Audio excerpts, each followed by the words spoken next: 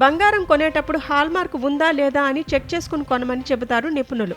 అయితే మరి మీరు కొనే బంగారంపై హాల్మార్క్ ఉంటుందా?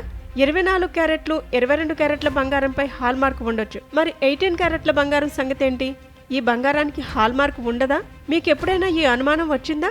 బంగారం ఏదైనా దానికి హాల్మార్క్ ఉండి తీరాల్సిందేనని నిపుణుల మాట. అయితే కొన్ని జ్యువెలరీ షాపులో 18 క్యారెట్ల ఆర్నమెంట్కి హాల్మార్క్ ఉండదంటూ తప్పుడు సమాచారం ఇచ్చి కస్టమర్లను తప్పుదారి పట్టిస్తున్నారు. బిఐఎస్ నిబంధన ప్రకారం 18 క్యారెట్స్ గోల్డ్కి సైతం హాల్మార్క్ తప్పనిసరి. వస్తువు మీద ఆ ముద్ర లేదు అంటే అనుమానించాల్సిందే. దాన్ని కొనకపోవడమే మంచిది.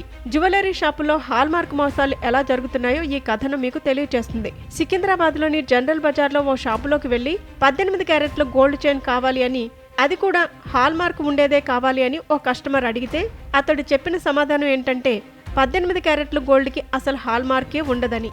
18 క్యారెట్ల బంగారానికి హాల్మార్క్ ఉండదని నమ్మబలికే ప్రయత్నం చేసి కస్టమర్లను బురిడి కొట్టించడం దాదాపు అన్ని షాపుల్లో జరుగుతున్న మోసం. ముఖ్యంగా సికింద్రాబాద్ జనరల్ బజార్లో 18 క్యారెట్ల గోల్డ్ వితౌట్ హాల్మార్క్ చాలా కామన్.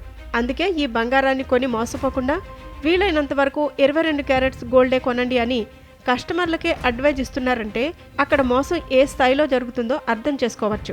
ఆర్నమెంట్ గోల్డ్ తయారీలో జరిగే మోసాల్లో ఇదొక రకం. 18 క్యారెట్ల బంగారం అని మనకు అంటగట్టే వస్తువులో ఎంత బంగారం, ఎంత కల్తీ అనేది తయారు చేసిన వాళ్ళకే తప్ప మనకు తెలిసే ఛాన్స్ లేదు. ఎందుకంటే ఆ వస్తువులో బంగారం స్వచ్ఛతను కొలిచి నిర్ధారించే బిఐఎస్ హాల్మార్క్ లేదు కాబట్టి.